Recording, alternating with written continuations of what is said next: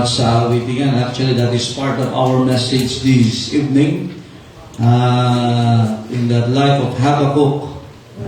That there was a time that God was silent. Amen? Yeah. Now, there are times na may nangyayari yung ganyan. Amen? But we will understand this evening, amen, yung purpose ng Panginoon. Kaya ngayon, tandaan nyo yung tinatawag na time factor at saka trust factor. If God is silent in your prayers and even in your pains, that doesn't mean that God has left us. Amen? So, yan po ang ating tatalakayin po ngayon. Habakkuk. Alam nyo, ang ganda ng under niya eh. The prophet with a problem. Ang propetang may problema. Amen. Sino dito ang walang problema? Wow! Amen? So, ibig sabihin, may mapapatunayan ka lalo sa Panginoon. Problems will lead us to discover God more and less of ourselves. Alright, tayo po tayong lahat. Sa pag-aaral ko po ay, actually, madaming mensahe dito eh. I have some classic preachings here from different men of God, and also I have my own devotionals here, but we will go to our lessons this evening, and titingnan natin yung kabuuan, which is historically also, titingnan natin. But I have chosen a single verse that will cope up the message this evening. Habakkuk chapter 3 and verse number 4. Alright. Habakkuk chapter 3. Yan din binanggit yung prayer ng revival. Amen? Sa verse number 2. Pero ito yung ating key verse po sa pag-aaral na ito. Madaming talata ito pero titignan mo natin ito. Alright? Habakkuk 3:4. Nandiyan na po ba kayo? Okay, let us read all together. Go.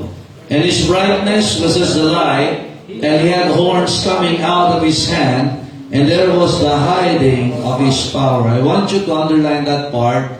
And there was the hiding of his power. Amen. God is omnipotent. God is omniscient. God is omnipresent.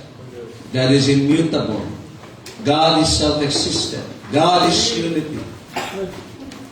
And for God, nothing shall be what? Possible. But there are times that there was a what? Hiding of His power. Are you listening, amen? Amen. That even though He has the ability, even time, space, matter, walang pwedeng maglimita sa Diyos. Maliban sa Kanyang sarili when He hides His power. Amen? So, titingnan po natin ito ngayong gabi. What is the message behind that phrase? And there was the hiding of His power. Amen? So, naniniwala ba kayo walang imposible sa Diyos? Pero bakit may pagkakataon? It seems that God, He is not powerless, but He is hiding His power. So God is teaching us many things tonight. Amen? And that has been the question also of Habakkuk. Hindi po siya mahabang magluto. Kaya Habakkuk po siya. So titingnan po natin sa pag-aaral yan. Ready na po kayo? I hope that you will enjoy the Word of God this evening. Amen? Lulutuin natin to. Amen? Kaya mahaba ito. Amen? Habakkuk. Tayo manalangin. Panginoon, salamat po sa inyong biyaya. Help us as we study your words and enjoy the blessings of your promises. And Holy Spirit of God, reveal us your will and make us understand that it's the time to trust, O God, that even in your silent time, you are still powerful. Help us, O God, this evening to understand your will in our lives. In Jesus' name we pray. Amen. Thank you. Please be seated. Now, si Habakkuk, ang ganda na ang ibig sabihin ng pangalan niya. Ready? Strong embrace. Mahigpit na yakap. Yeah, marami sa kanya, mahigpit na yakap naman. Wow. And remember, embrace, when it was described by the Shulamites, ayan, yung pati pinag-aral the time of Elijah and even Elisha, the Shulamites. The words, the definition of his name, strong embrace, means the warm embrace of her beloved. So, mainit na pagyakap ng minamahal. Amen? Yeah. And remember, when we talk about warm embrace, it is God who can do that. Amen? Yan yung talagang ramdam na ramdam mo ang yakap. And that is God. Amen? When we take the definition, the description to the wisest man, which was Solomon, and that is also called embrace of wisdom. Yakap ng karunungan. Amen? Kaya nga makita natin in the book of Proverbs, laging binabanggit na mercy and truth forsake not. Yan. Kaya hindi pwedeng mercy lang. Hindi pwedeng truth lang. Hindi pwedeng truth lang at walang mercy. Amen? And also, kung ating titignan mga kapatid, that in the life of Habakkuk, we can see a man in the embrace of God. Lalaking yakap-yakap ng Diyos. Alam niyo, mga nakakatuwa lang pagka ang mga anak natin may sakit. May healing quality talaga yung yakap sa mga bata. Pero pag ang niyayakap mo ay hindi mo asawa, hindi mo anak, ay hindi healing quality yan. Adultery and fornication yan. Amen? Nandiyan po ba kayo? Other healing qualities, and even etong mga psychologists or even experts na nagkaroon mga case study that embrace has a comforting factor. Amen?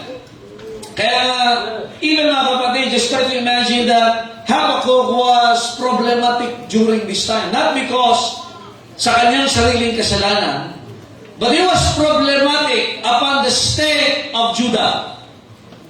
Ang problema niya yung iba. Ang problema niya, judgment is coming to Judah. Are you listening, man? So, babalik tayo, Northern Kingdom, which is what? Talagang pinarusahan at least for 3 times in war ng mga, anong army? Assyrian. Northern Kingdom. Yung South naman, so may mga nag-compromise, so makikita natin mamaya po yan, as we study the life of Habakkuk, why he was a problematic prophet during his time, not because he was sinning, but because Judah was sinning, and Judah was influenced na ito yung tinatawag na kasalanan na mahirap nang isalba sa kanila. Nakikinig ba kayo, amen? Yung dulot ng kasalanan na ginawa ng hari na talagang was almost impossible na alisin na sila sa ganung sitwasyon. So, we can see, mga kapatid, kaya mapalad tayo na may salita ng Diyos sa ating panahon, amen? Ating mga maaaral, are you listening, amen?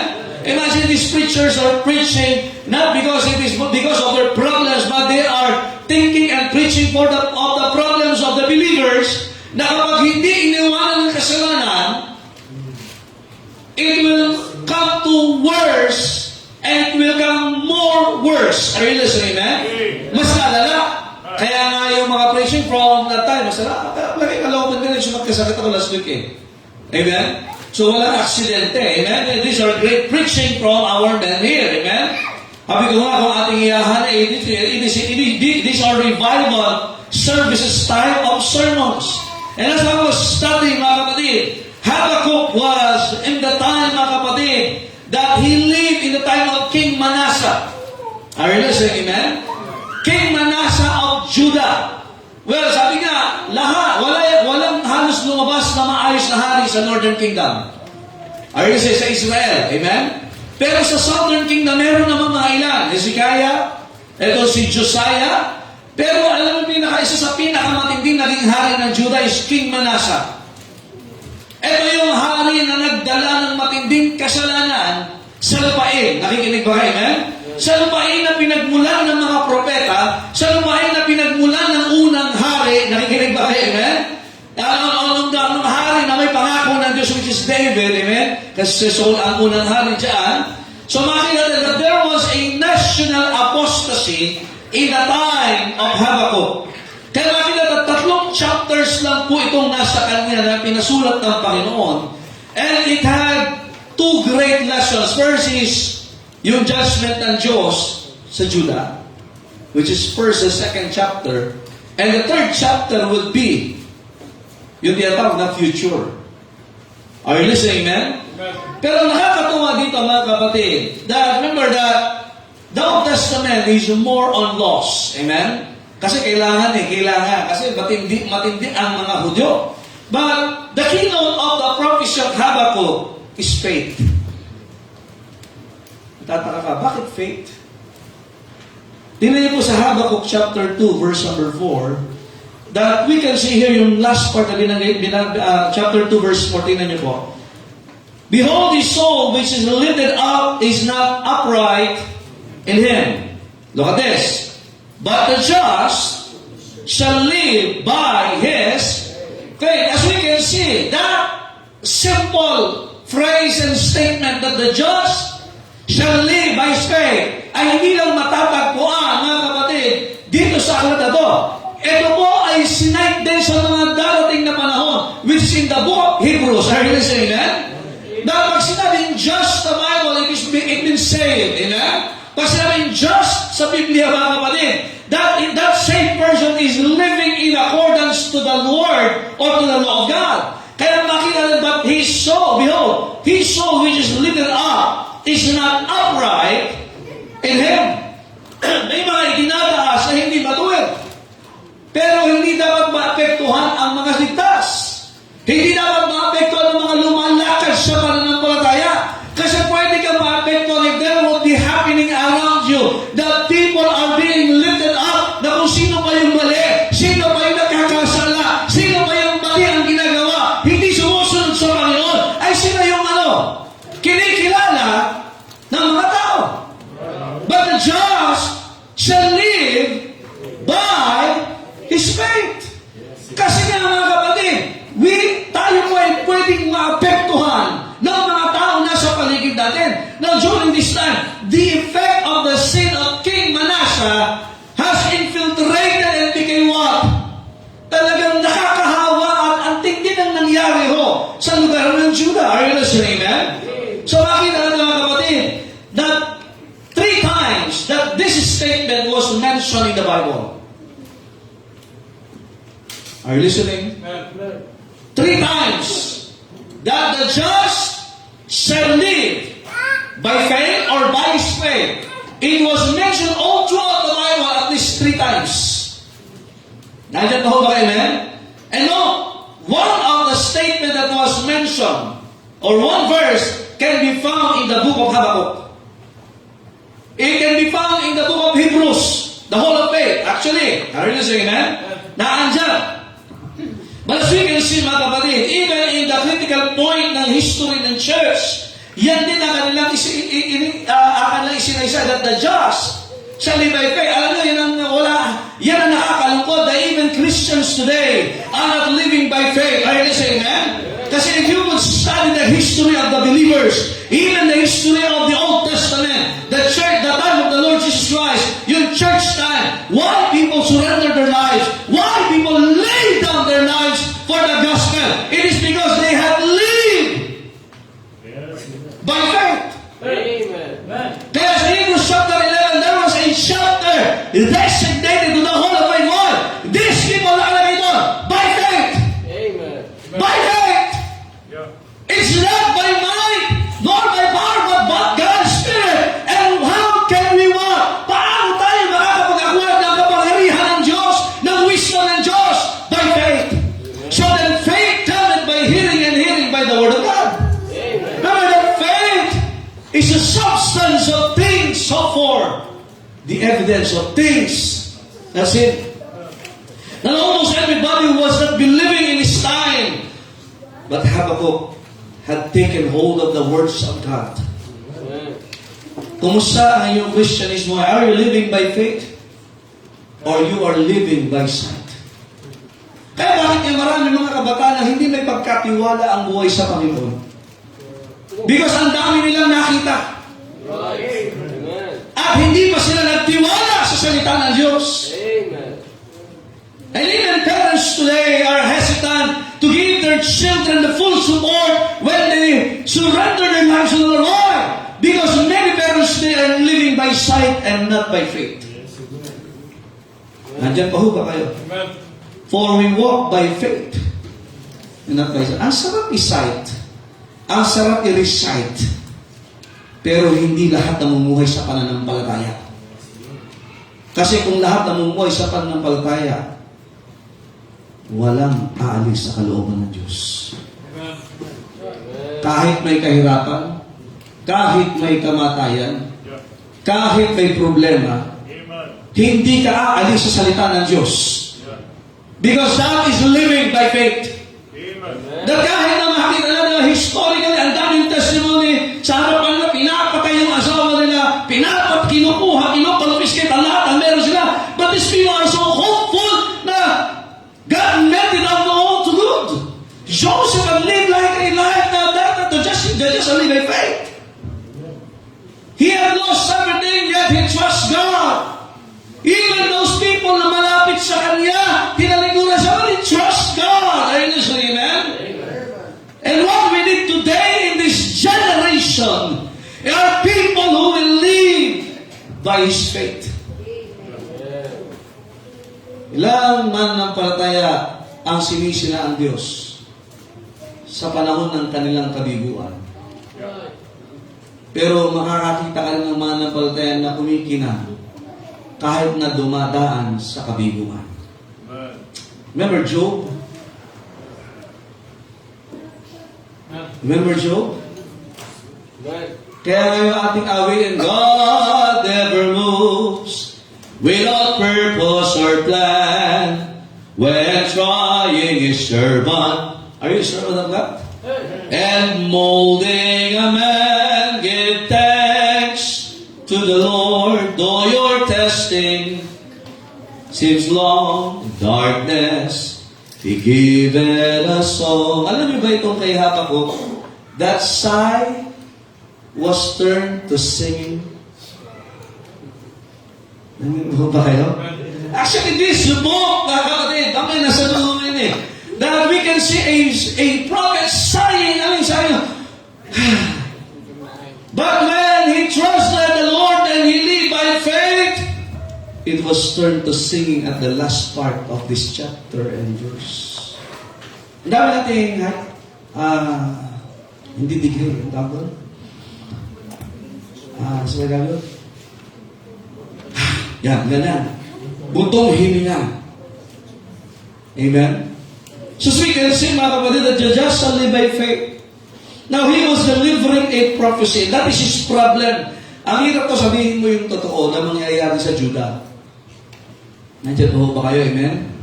Ano pinakamadaling gawin niya? Magsinungaling. Manood ka. Manood ka ng balita. Tama ba? Akala ng tao that he can escape the reality of the consequences of sin if he will consistently tell a lie. No. If you believe that, then you are being snared by the devil. Nalaglag ka na sa bitang niya na okay lang magsinungaling. Are you listening? Now, there are things that only faith could solve. May mga bagay na pananampalataya lamang ang makakasolve. Imagine yung pumatay doon kay Charlie Kirk. Ang problema niya yung tao, alam, same siya. Pero yung pumatay, he will be facing that penalty and scrutiny of people. That he was looking for answers in his life, yung kanya tinatawag na problema and crisis in life, cannot be answered by any school, cannot be answered by any professor, and even friendships, cannot be answered by even success, cannot be answered by his ambitions, but it can be answered by the Word of God. But the problem of the reality is not all people are receiving and accepting the Word of God. Kaya nga hindi ma-solve yung problema. Kaya nga alam niyo ba, even the doubts in marriage, even the doubts in our faith, even all our doubts, only faith can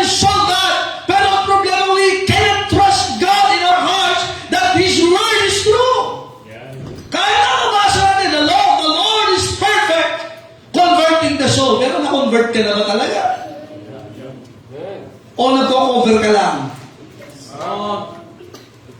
Nagtatago ka lang. Pero hindi ka na-convert. Kaya pinapaawit ko tuwing Sabado. Pinapaawit ko dito, sabi ko, pagkainin parusa natin, pero parusa na dapat ay tumanim sa puso natin. The fear of the Lord is clean, enduring what? Para ba sa atin, ine-endure. Hindi salita ng Diyos. Yung kasalanan. Kasi we can see, mga kapatid, that only faith could solve. Habakkuk's faith soared as high, wide, and handsome. Wow.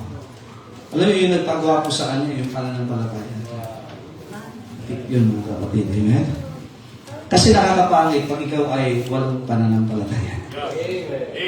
Have you ever seen a person? Kaya tingnan nyo, yung mga tao hindi nananampalataya, they tend to change their yung mga mukha nila, even their genders, everything they want to change. And ano sabi ng Bible sa Romans chapter 1? Even yung isipan na binabago, nakakapagpapangit po yan. They change the image of God. They change the natural use of God. They change what? Kasi kulang sila sa pagtitiwala na likha na sila at babae lang. Amen. Right. Amen.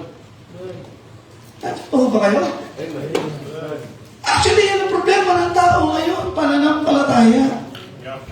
Amen. Isip maniwala ang tao galing sumasamba sa hayop, sumasamba sa bagay, pero di makasamba sa Diyos. At may mga tao na akala sumasamba sa Diyos, trabaho na pala niya, sinasamba niya. Come on. Oh, amen! Naalala niyo mga kapatid, walang tao walang problema. Remember, Abel had a problem. Si Abel, may problema si Abel, di ba? Kailan si Abel? Amen. Tama ba? Amen. Anong problema niya? They are to offer. Tingnan niyo yung altar ni Cain, pambira makulay. Kasi bakit? Maraming prutas eh. Minsan, yung iba sa atin, naiingit ka sa iba. Kahit mali ang pagsamba.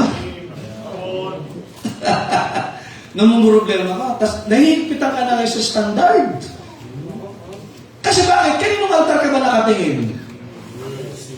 And when Abel, mga kapatid, had remembered the instruction of God sa kanyang mga magulang, oo nga pala, lahat ito ay naglalarawan sa tagapagligtas.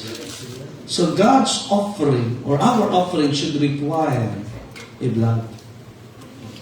Hindi lang kulay. Marami ngayon makulay ang pagsamba pero walang dugo.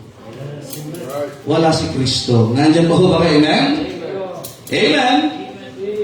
Kaya nga, paano malilinis ang tao ng dugo? It called for faith. Panawagan ng mananampalataya. Noah had a problem. Di pa siya nakakita ng dagat. Iba sa inyo, linggo-linggo nasa dagat. Mas malaki problema mo. Si Noah may problema, di pa siya nakakita ng bagyo. Pero iba sa atin na binabagyo na, hindi pa makita ang kalooban ng Diyos. Napapagawa ang Diyos ng arka para sa malaking baha. And just obey that for 120 years, it called for faith. Amen. Kaya ba sa atin din nakasunod? Not because hindi ka able and hindi ka capable. Wala ka lang pananampalataya. Amen. Remember this, that God didn't perform miracles on cities and villages because of what? Dahil ba sa hindi kaya ng Diyos? Bakit hindi nagpe-perform ang Diyos ng miracle sa kanyang mga pinuntahan ng Panginoong sa Kristo? Dahil makulang siya ng power? Bakit hindi siya nagpe-perform ng miracle sa kanila?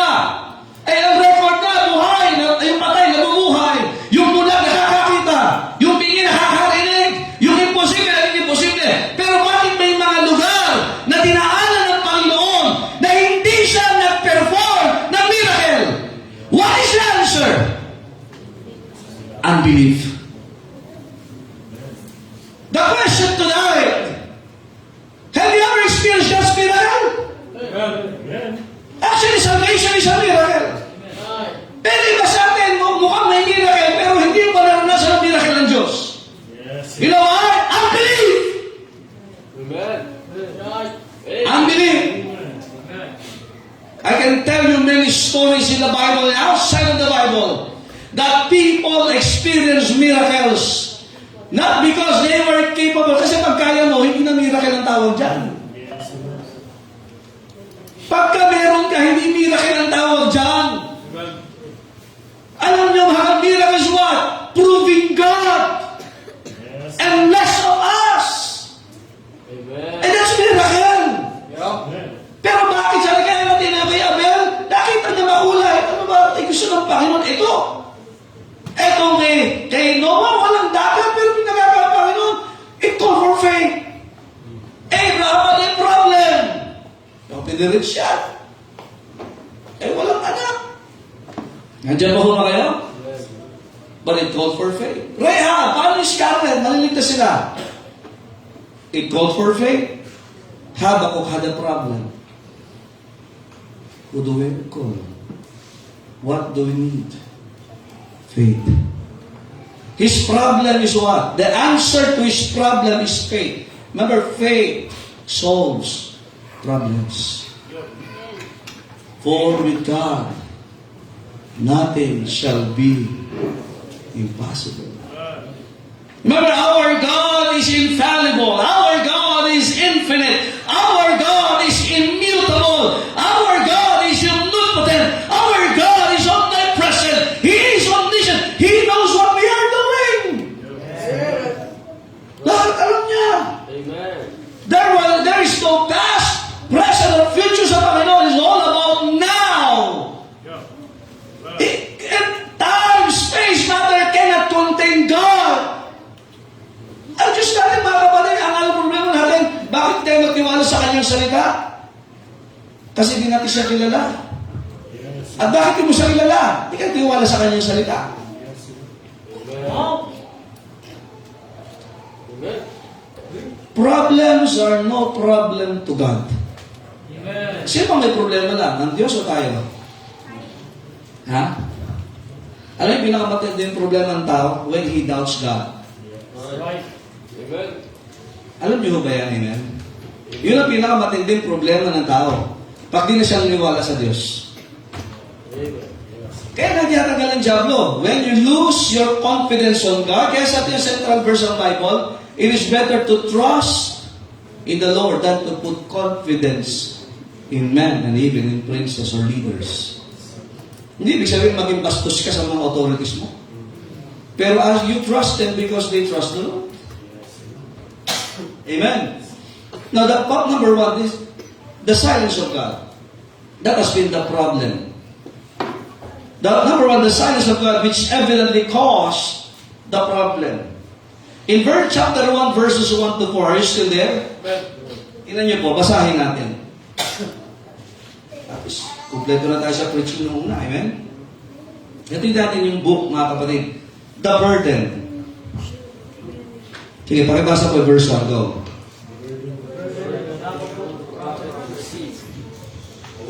Look, parang yung tubig ko. Natutuyo pa yung lalang muna ko. The burden which Habakkuk the prophet. Okay, look at this. The burden and then did see. Yung bigat. Nakikita niya. Kaya marami kasabi nagsusumbin, hindi makita yung bigat. Bakit naglilingkod, hindi makita yung bigat. And also the burden na meron ng Panginoon. Verse number 2. O Lord, how long shall I cry and thou wilt not hear? Hindi ko question mark yan, ha? Even cry out unto thee of violence, and thou wilt not save. Hindi mo dinilinig. Hindi ka magliligtas.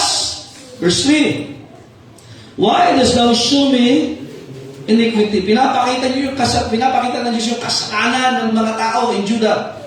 And cause me to behold grievance, for spoiling and violence are what? Before me, and there are that rage of strife, and may mga pasimuno ng away at pagtatalo.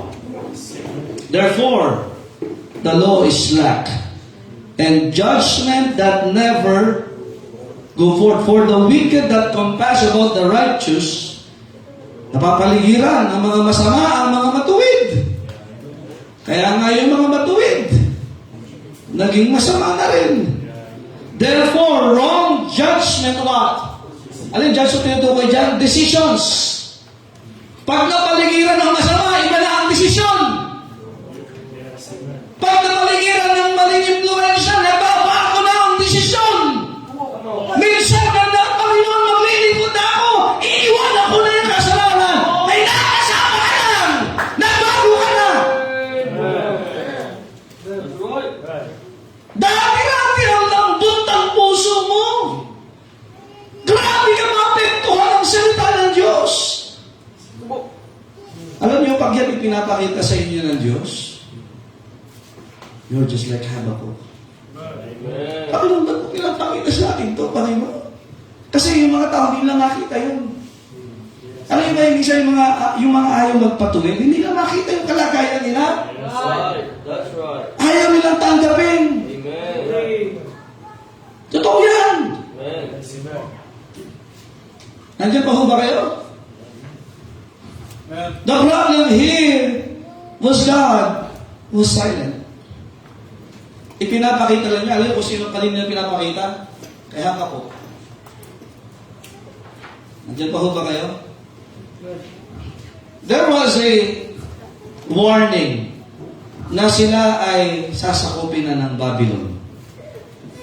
At ipinakita ito kay Habakkuk. Ano yung problema? It was King Manasseh.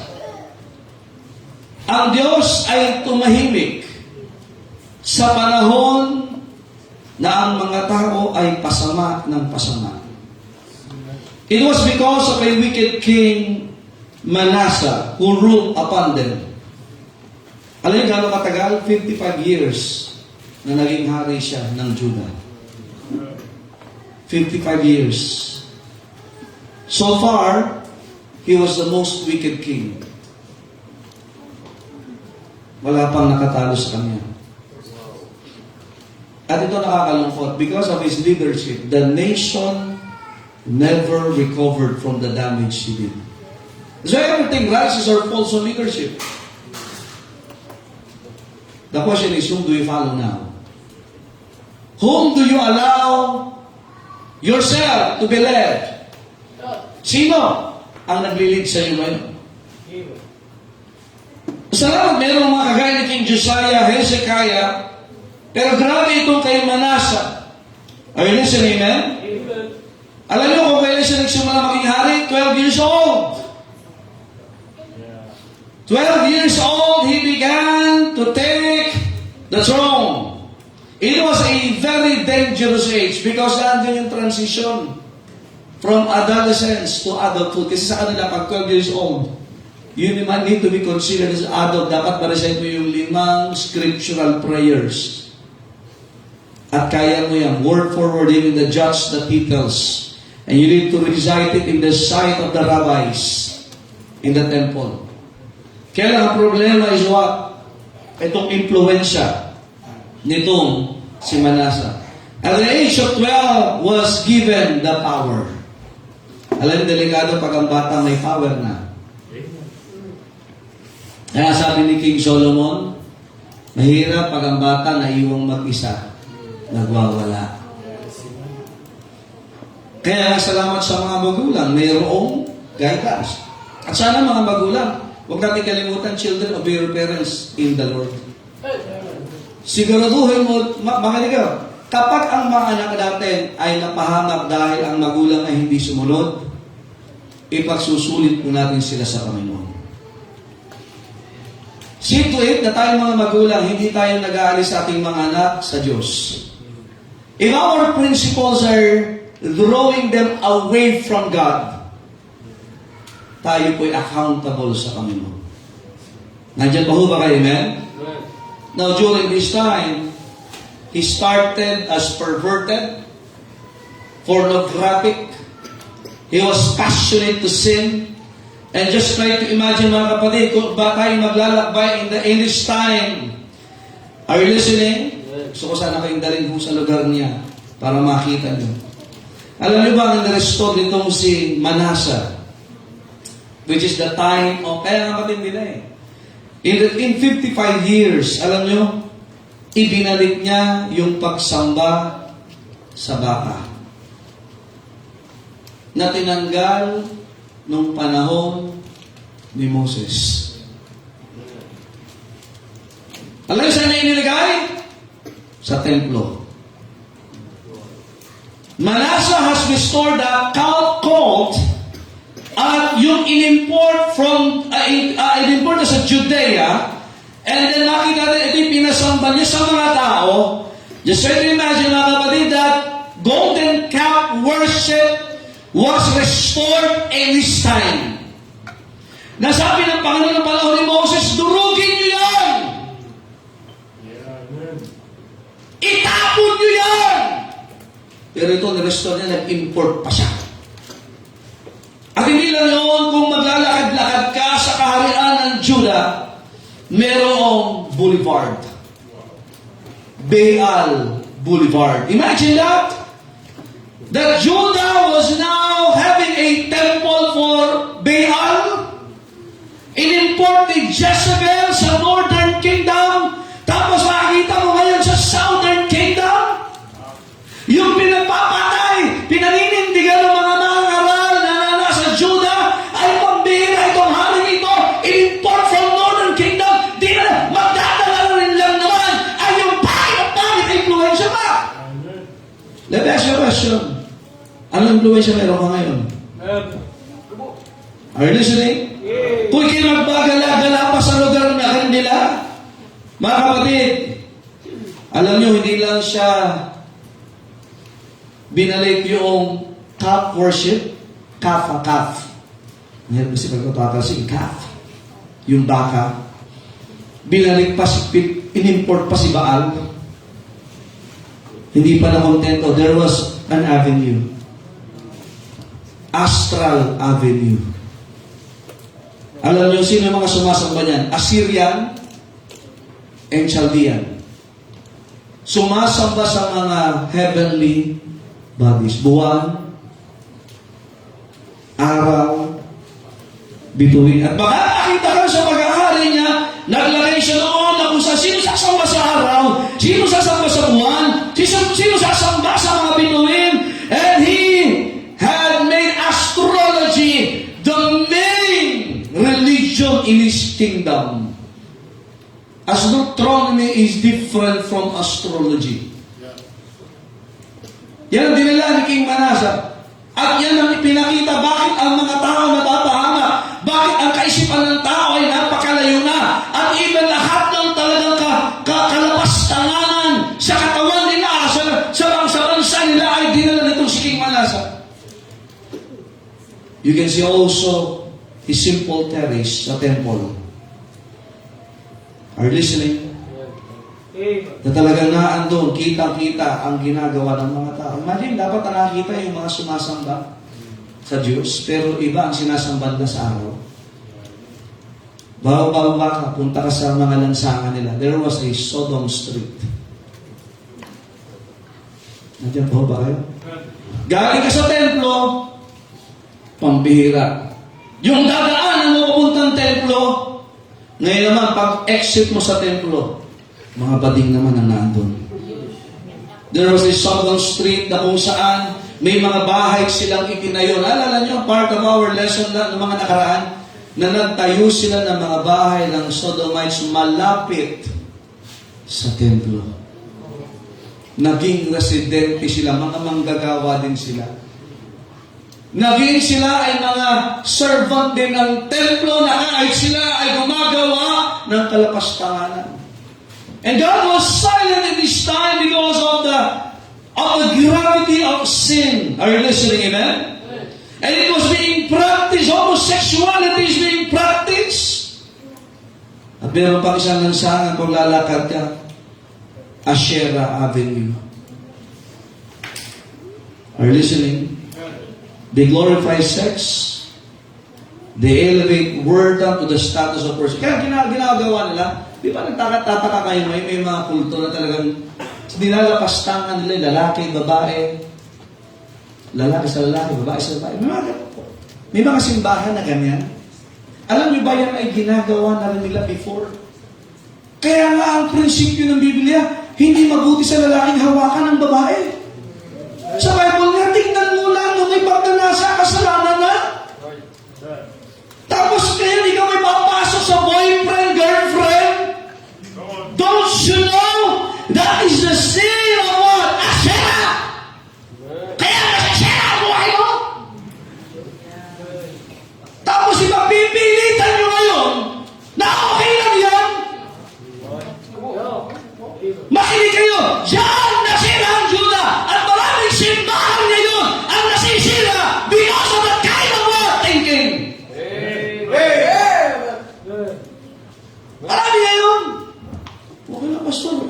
infatuation lang to. At ngayon ay ang kakapalan ng mukha na hindi na nahihiya, they do it publicly, and public display of affection, that is sin against God. Right. Kaya sana naman, sabi ni Pastor Bissell, huwag niyo naman kami piliting magkasala. Napipilitin yung tanggapin namin na kahit labag sa munisipyo namin. Nandiyan pa ho ba kayo? Hello?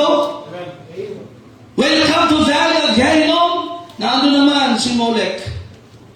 Alam, grabe itong ginawa na ito. Kahit saan ka pumunta sa Juda. Mapakalsana, mapasalansana, mapasa templo. Ang bihira makita yung mga bata doon na ginagawang sisling. Ano yung sisling? Sisling. Adobo, sisling. Sisig. Kaya lang, nasa kay Molek at nagsisigawan yung mga bata. Kasi bakit? Pinainit yun, tapos doon ilalagay, tapos pipihitin yun, dahil siya sa ugon yung bata. At sino nagdadala doon? Mga magulang. Para ngayon ang mga nagdadala sa kasalanan, papayagan sa acquaintance, magulang yan eh. Wala ka namang kapangyarihan sa anak ko, pinapayagan mo.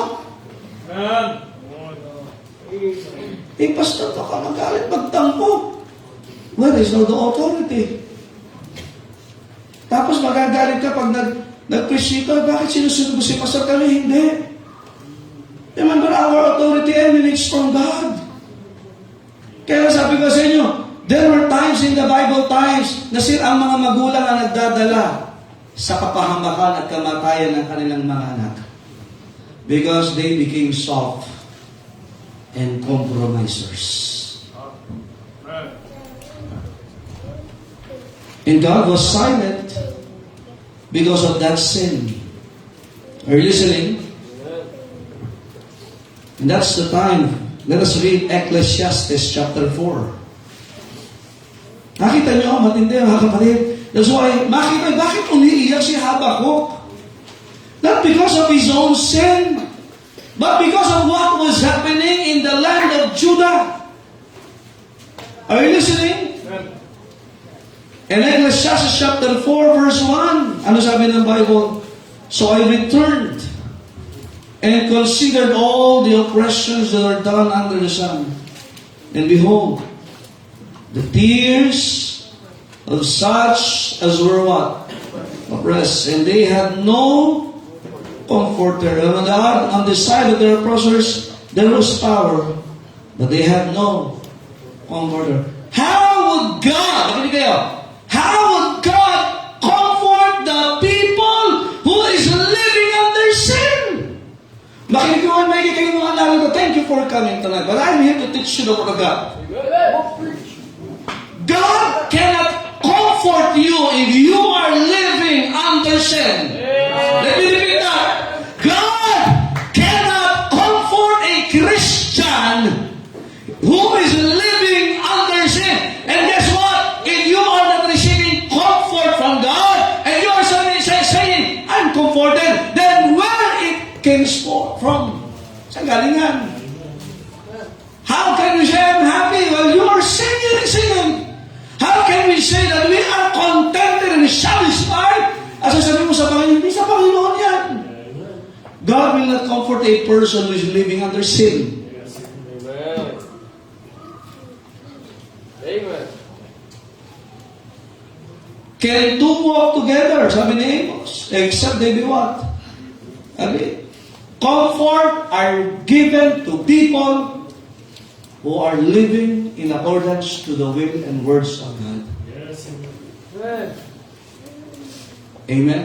Amen. Don't you know that even the word of God na masakit is also a comfort? Dahil pag nakakapakinig ka sa, nagkakaroon ka ng comfort na, oo nga, mahal ako ng Diyos. Yes. Masakit pero totoo, kailangan ko yun. Salamat, Panginoon, nararamdaman ko pa ang pagmamahal niyo. Salamat, Panginoon, nauunawaan ko pa ang kalooban niyo that I can go back. That is already a comfort. Alam mo, pag nakikinig ka, kaya natin nga, all the scripture is given by inspiration, what is it profitable for what? Doctrine. Pag tinuturan tayo, alam mo, kino-comfort tayo ng Diyos? May tama pala, may totoo pala. Ito pala yung dapat. Reproof, ay mali nga ako. salamat sa Diyos, may correction! Ay, nai-correct ako! And then there will be instruction! Amen? Good. Wow! Thank God for His comfort. Amen. Alam niyo ba, ang tao ay, ewan ko, hindi ka kahit masakit, nako-comfort tayo eh. Tama ba? Kahit napapaalalahan natin, ewan ko sa inyo, nako-comfort tayo. Mind you, the Bible calls the Holy Spirit of God as comforter. Yes. He is the author of the Word of God. So how can we be comforted? Yes, amen. The Word of God. Whether it's doctrine, reproof, correction, instruction, we will be comforted. Pero alam nyo, bakit hindi nagsasalita ang Panginoon? Matindi na ang ginawa. It was a sin of no return. Ulitin ko. The problem, for all who believe the Bible, the great difficulty respecting miracles is not their occurrence, but their absence. Alam mo, mas mahirap paniwalaan, hindi kapag may miracle, kundi bakit walang miracle. If you believe the Bible, if you believe the Word of God, ang tanong, why I am not experiencing the miracles of life?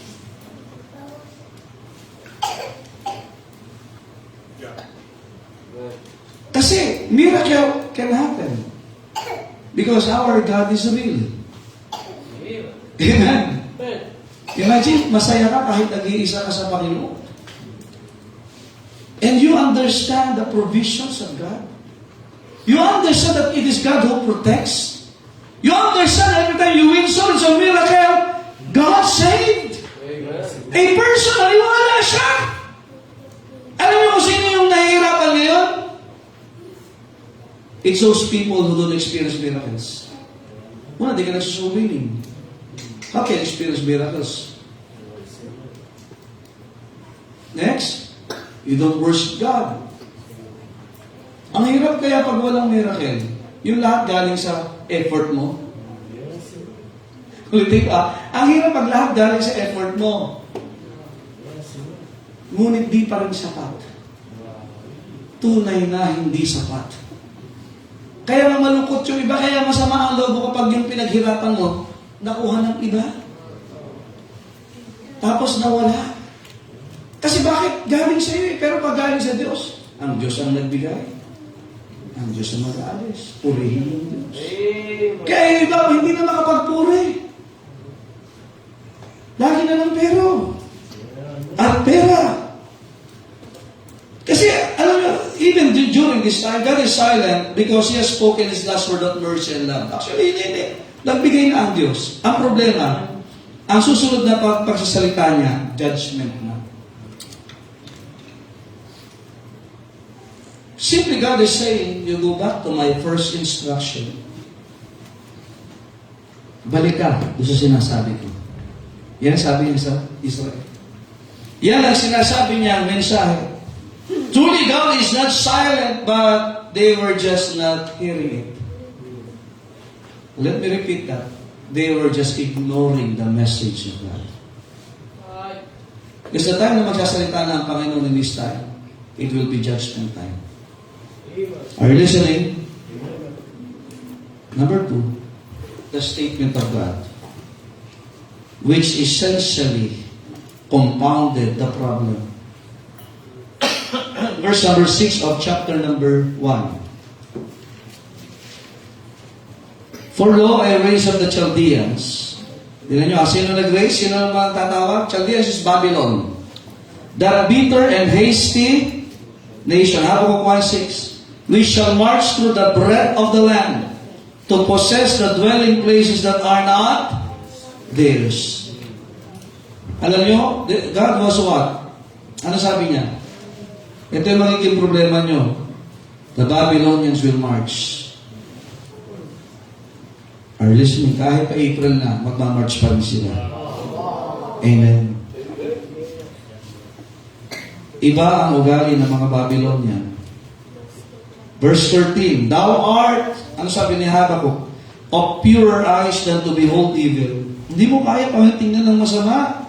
And canst not look on iniquity, wherefore lookest thou upon them that deal treacherously, and holdest thy tongue when the wicked, sabi, and holdest thy tongue when the wicked devoureth the man that is more righteous than he.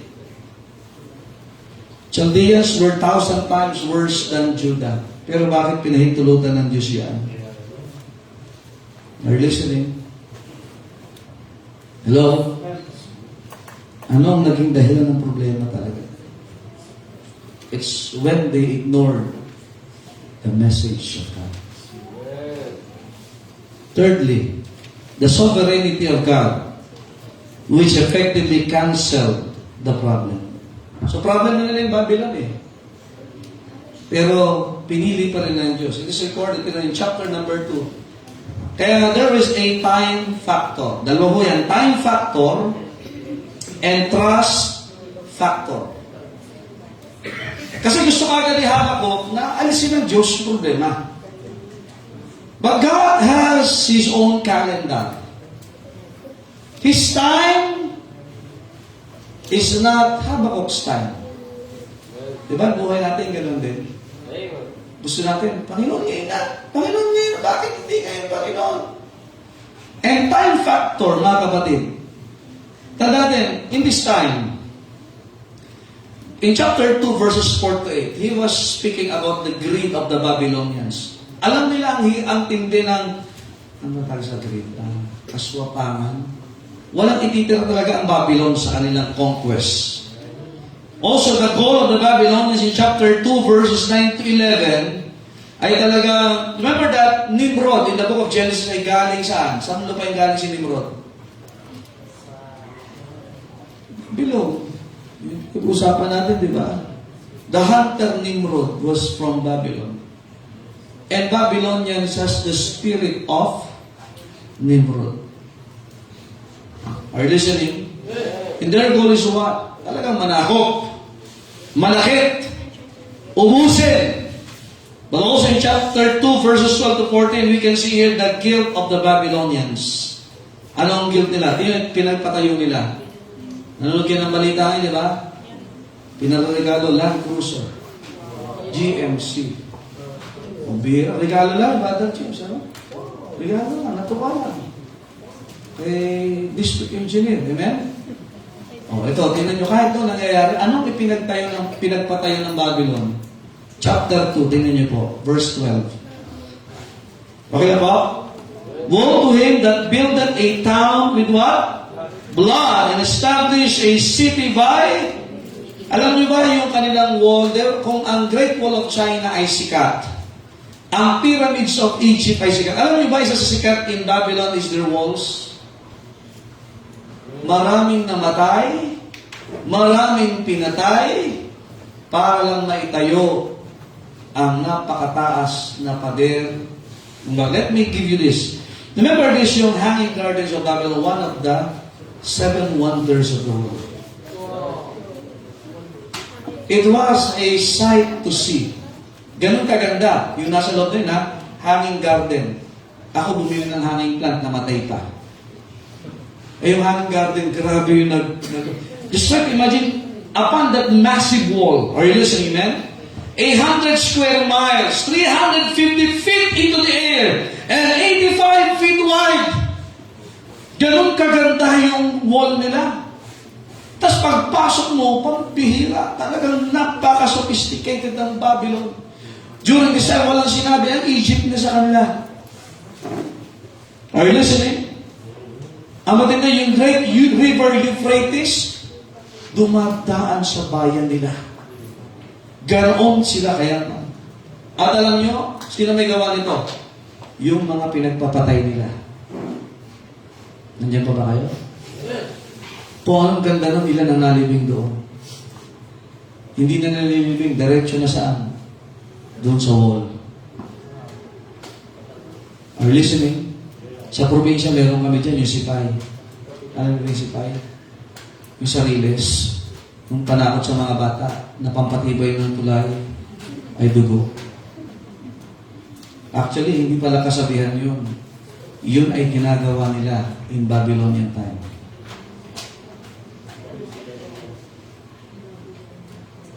Di ba yung kwento? Sa barko nga, yung manok, di ba?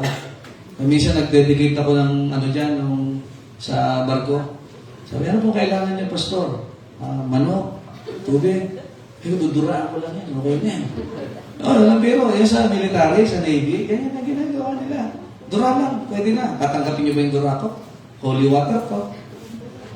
Ayun nyo naman, di ba? The guilt of the Babylonians, chapter 2, verses 15 to 17. Ano yung guilt nila? Mahilig sa alak, nagpapainom ng alak. Verse 15, woe unto him that giveth his neighbor what? Drink, that putteth this thy bottle to him, and maketh him drink out. Drunken also, that thou mayest look on their naked. Kaya nga siya mga Christian, yung mga HRM, nagpapainom ka, nagbebenta ka ng alak. Sama mo! Dami-dami mo, ibebenta eh. Nandyan pa ba kayo? Alam niyo ba ginagawa? Makinig ito ha. Alam niyo bakit sila ipapainom? You ready? Pagpapatay ng nilang tao. That is the story behind this. Kasi bakit? Ang alak ay pangpamanhid. Kaya mga nagiinom ng alak, nagpapainom. At lalo kayong mga gusto pang tumikim ng alak, na-curious ka, ang mga nilalasong ng pinapatay.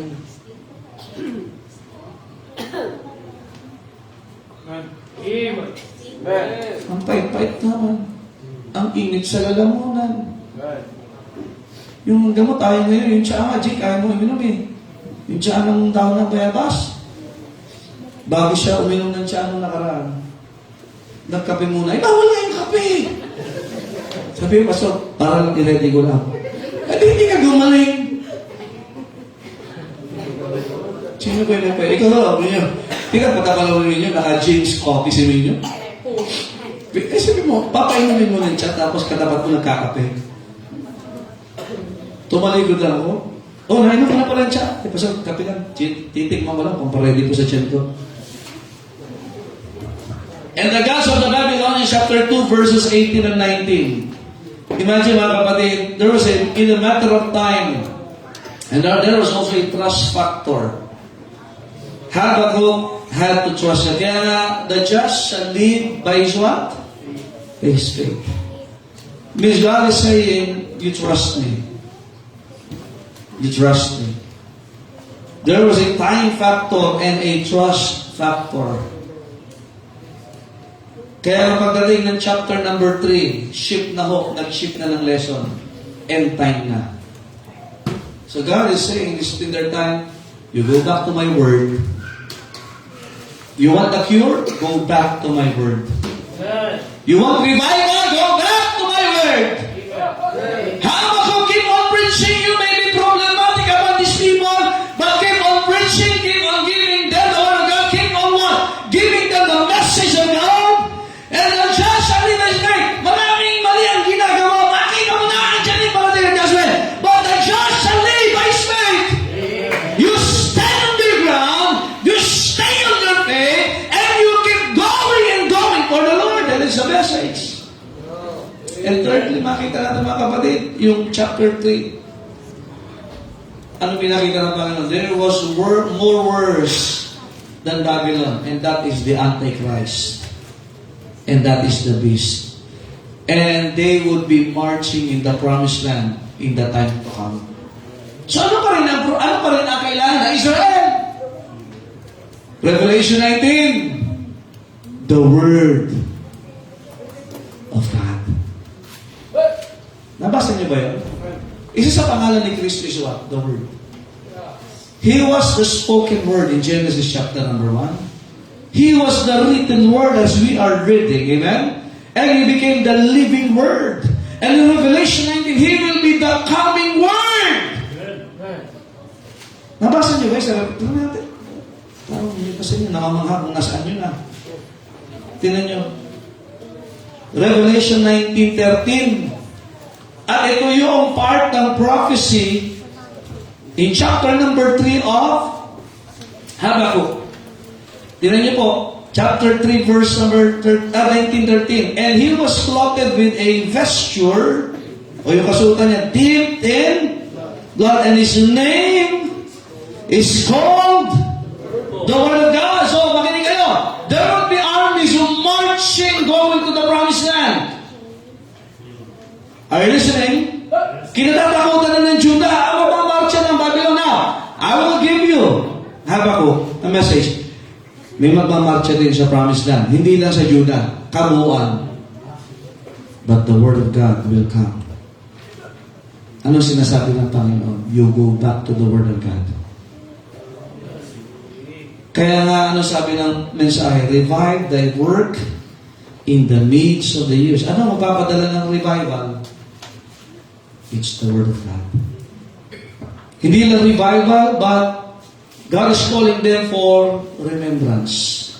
In wrath, remember mercy. Chapter 3, verse 2 ng Habakkuk. Hindi lang for God is calling for revival, God is calling for remembrance, but also God is calling for revelation. Yung binasa natin kanina, chapter 3, verse 4. The hiding of God's power. I-reveal ng Diyos yan. Are you ready? Amen? If you are revived and you are remembering the mercies of God, then God will reveal His power to you. And also God is calling them for recognition. Verse number 6 of chapter number 3. He stood and measured the earth, and he beheld and drove asunder the nations, and the everlasting mountains were scattered, the perpetual hills did bow. His ways are what? Everlasting. Chapter 3, verse 6. Remember, alam naging plano, ganun pala. Nung nagsimula, buntong hininga. Sabi naman, nakita mo na. Yan ang mangyayari. But you go back to the Word.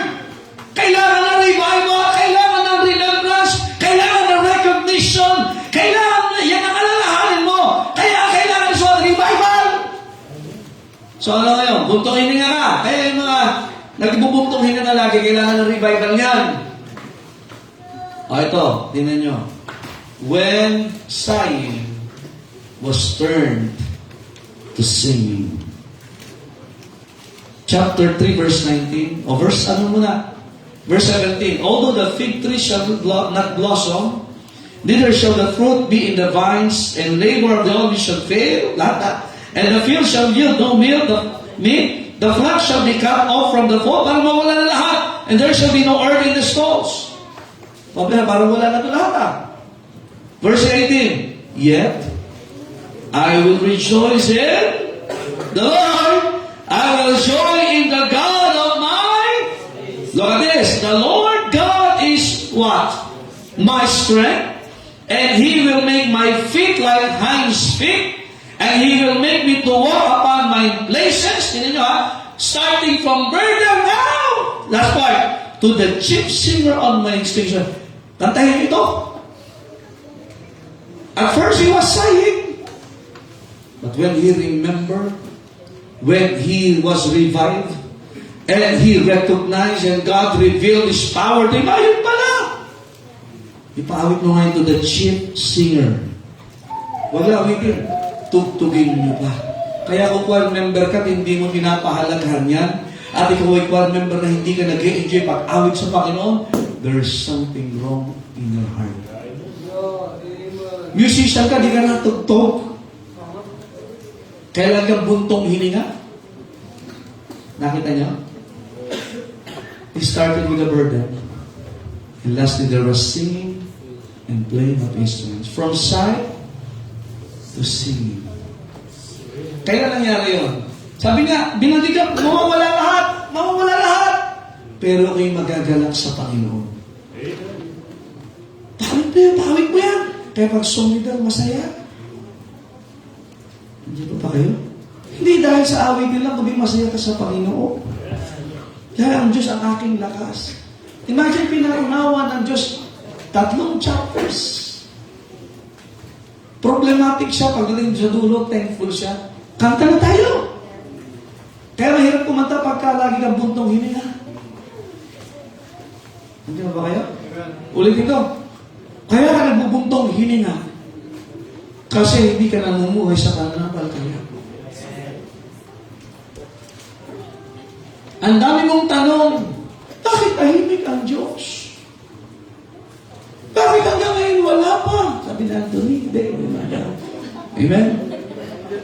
Nandiyan na. Hindi mo lang makita. Hangin nga tayo na eh. The sighs are turned into songs. When we learn to give God the time and the trust He deserves. Kaya nga, tuloy-tuloy lang. Maunawaan mga kalooban pag tumigil ka sa pananampalataya. Marami tumigil kalagitnaan. Actually, wala pa nga tayo sa kalagitnaan. Nagsisimula pa lang ang Diyos sa atin eh. Iba parang hirap na. Nandiyan pa ba kayo? Actually, during this time, wala pa yung Babylon yan. May mag-preach pa siya. Kaya baka mag-preach ka na. Pagka ikaw preach siya, ikaw ay singer at hindi ka revive. Kaya nung pagdating ng dulo, mawawala lang. Sige lang. Pero tiwala ako sa Panginoon. So, singers, instrument players, awitin natin sa Panginoon. Mahirap kantay, yet the Lord is the strength. Ganun din. Ha? Kailan ka naging masaya sa Panginoon? Hindi lang ang kasiyahan pagka ikaw ay mayroong tinatanggap at sagana at okay lahat. When the just is living by his faith and you recognize your strength is God, your salvation is God. Amen? Hindi ka buntong yun. Laging, lalo pag-giving,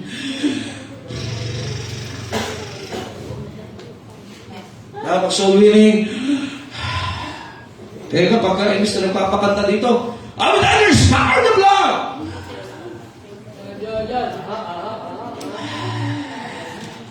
Ang baho na ng hininga mo.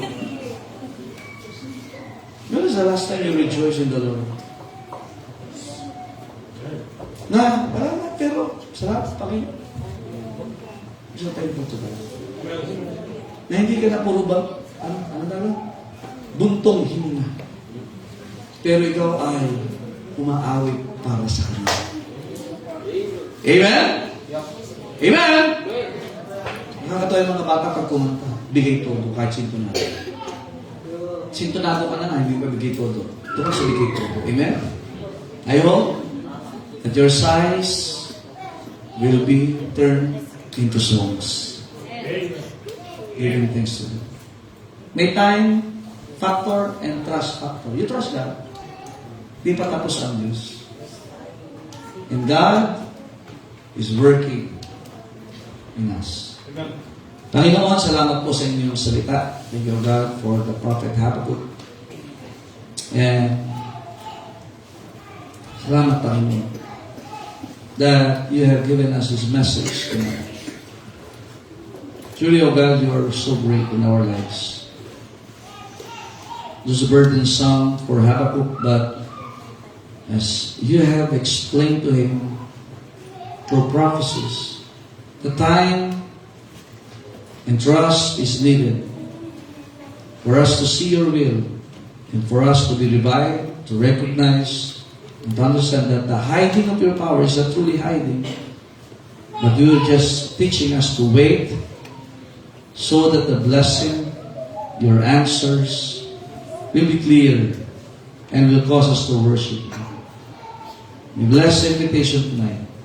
Nawa, Panginoon, yung mga bagay na nadaanan po ay magdudulot ng karunungan sa amin sa gabi ito.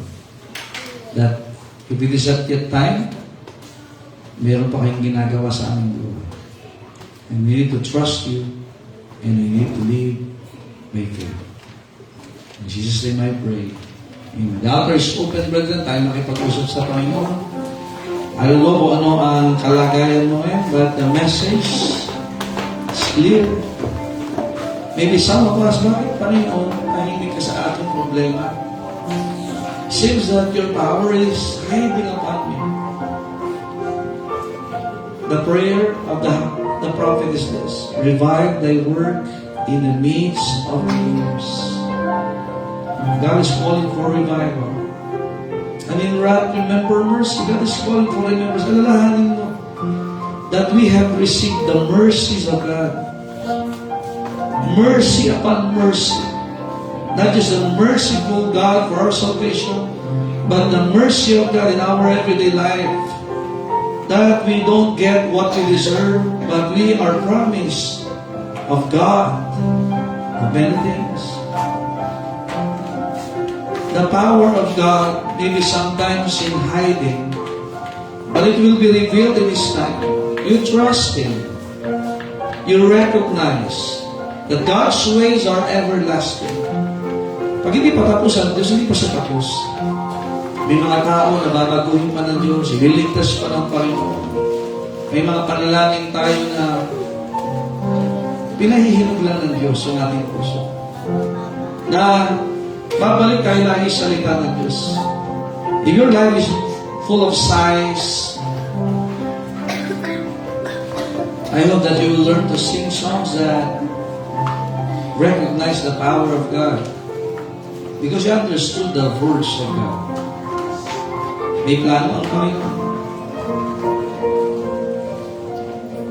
God never commits mistakes, and He will never commit them. Father in heaven, thank you very much for tonight. And may you bless thy people. Bless their hearts that have been poured tonight in the altar. Nawa, Panginoon, we'll learn many things and we will apply it and we'll profit from it. Thank you, God, and we worship you and we honor you tonight. In Jesus' name we pray. Amen. All the people said? Amen. And I hope tayo po'y natuto ng salita ng Diyos sa gabing ito. Amen?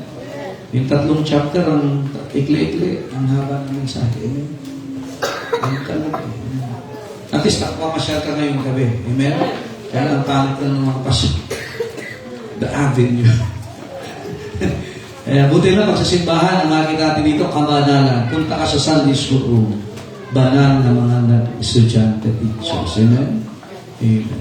So our ushers, amen? Yung mga ushers natin ay may holiness. Amen? Hindi sila kamukha ni Ashtaroth. Amen? At di ba? Amen? Mukha Kristiyano.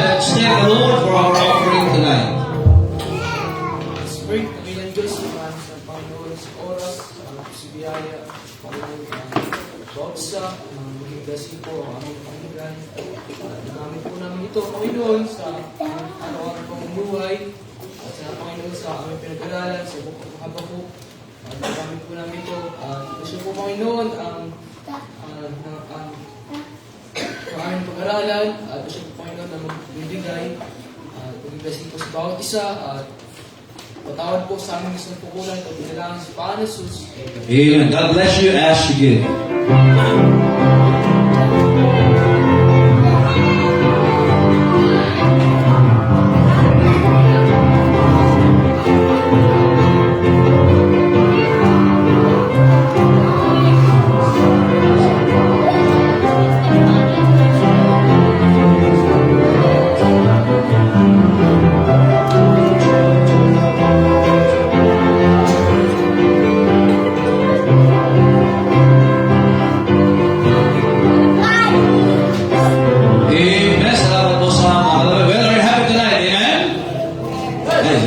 preaching yata ako eh. Joke lang po. Alright, tayo po tayo lahat. Tayo ay magpasalamat sa Panginoon. Tingnan natin si Brother Gerald to close us in prayer. The nectar with flowers. Amen. Malaking. Bulak lang. Yan. Tayo po ay sarado sa panalangin. Dakilan Diyos, Panginoon. Salamat, Panginoon, sa inyong kabutihan. Salamat, Panginoon, sa prayer meeting that we have our time upang makipag-usap sa inyo at kausapin niyo kami, Panginoon, sa pamamagitan ng inyong salita. Salamat, Panginoon, for the reminder. Salamat, Panginoon, for the revival, Panginoon. At ang apoy, Panginoon, namin kung natanggap mula sa inyong salita ay maging daladala po namin in our lives and in the ministries that we will be doing sa inyong pong gawain. Kaya, Panginoon, ang mag-bless sa soul winning, sa follow-up, sa visitation, and our goal, Panginoon, na makapagdala ng mga tao, mga bisita for this coming Sunday. Pray that we bless ang gawain po kinabukasan sa night at kayo, Panginoon, ang magpala sa bawat isa sa aming pong paghiwalay. Kayo, Panginoon, ang magpapatawad sa anong pagsalat pagkukulang sa Pangasus. Amen. Amen. God bless you. Shake hands at a practice up. Ayan.